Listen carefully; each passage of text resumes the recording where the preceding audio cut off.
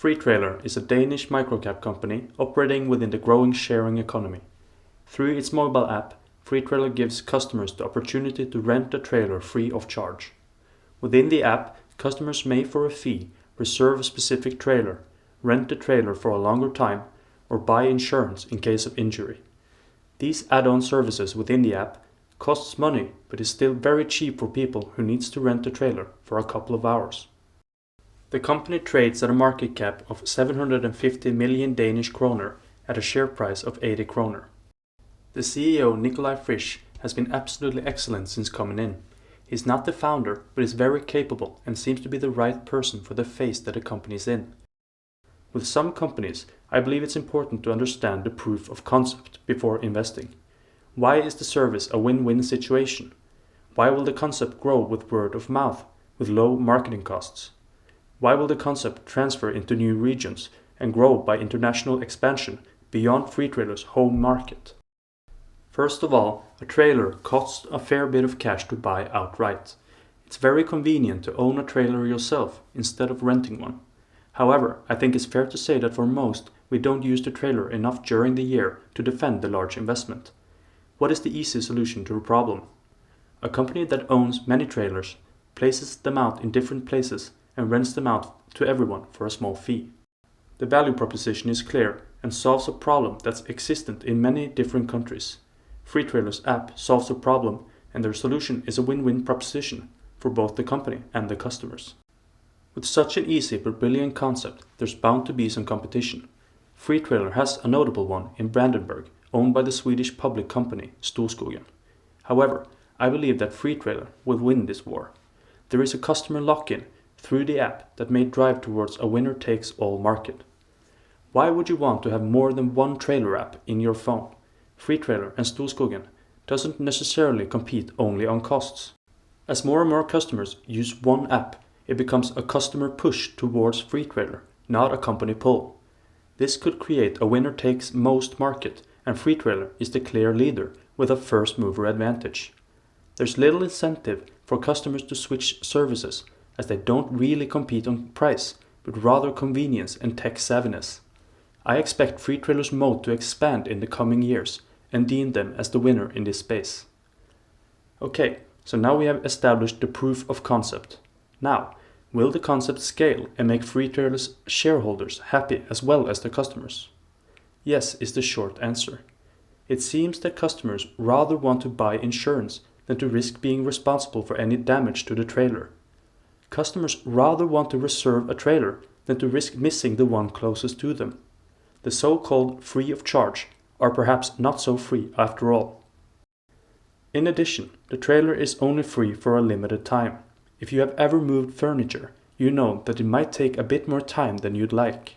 Freetrailer earns more money if you need to extend the rent duration of your free trailer. Moving on, Freetrailer has limited variable costs. The tech platform must be set up to speed at all time. However, it scales beautifully when you have enough users. Freetrailer needs to finance the trailers themselves, but each trailer is also scalable if it gets a higher utilization. This is again achieved with more users of the app. As mentioned earlier, the app has a lock-in effect which makes Freetrailer's partners, like IKEA, more dependent on Freetrailer as a partner. This gives Freetrailer leverage in negotiation, allows them to expand to different stores and countries, as well as earning more from their existing fleet. So what about the financials? Freetrailer has to constantly expand their fleet, and their core product is for free.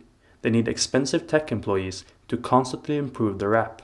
Surely the financials are challenging for this type of a company within a growth phase. Well, quite surprisingly, Freetrailer is very cash generative and free cash flow positive. Actually, they're so positive that they initiated a buyback program this year. This is my absolute favorite form of capital allocation, and I hope they will utilize this in the future as well. One reason behind the solid financials is that Freetrailer leases their trailers and doesn't have to go through the enormous capital investment. This keeps the company smaller and more lean, where they can enter new markets at a quick pace.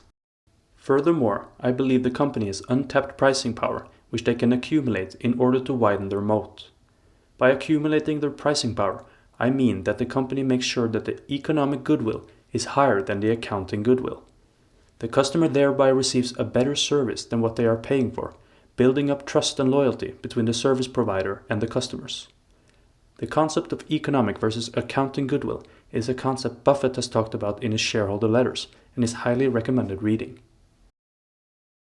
Moving on to Freetrailer's valuation. In the latest quarterly report, Freetrailer grew revenues 25% to almost 42 million Danish kroner. EBIT grew 36%, showcasing strong scalability and profitability while growing. Cash from operations minus investments was around 8 million compared to 6.9 last year, growing 16%. I believe the company should be able to sustain growth in free cash flow above 15% for the foreseeable future. This is through opening new markets, developing on their existing fleet, and through pricing power.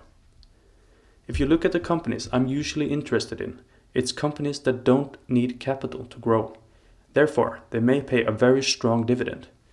This is companies like Medistim, Bouvet, Bahnhof, Evolution, and Opter. Also, I follow companies that use retained earnings to acquire new companies. Freetrailer falls in a different category. They can deploy capital into new markets in order to grow.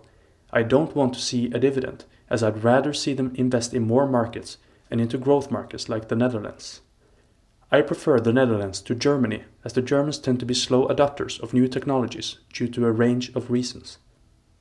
I fear we won't see high utilizations in Germany and prefer reinvestments into Netherlands or new and more tech-savvy markets. This is despite Freetrailer showing decent enough growth in Germany last quarter. I want my companies to retain their earnings if they will get a high return on that retained capital. Freetrailer is in its growth phase with a profitable and scalable concept. Envision a scenario where Freetrailer simply stops investing in growth. Will the company still grow? If yes, then they can grow without retaining earnings. But this doesn't mean that Freetrailer shouldn't retain earnings, as they can profitably reinvest into their fleet.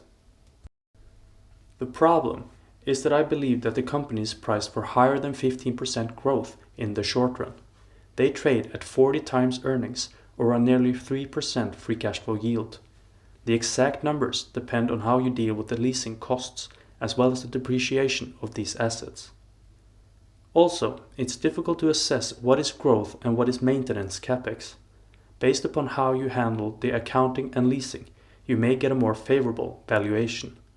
To me, however, I struggle to find an attractive valuation with a margin of safety, despite my strong belief in the company. I will await a haircut in the stock or look for more clarity about the fixed costs in the company going forward. Summing up the situation.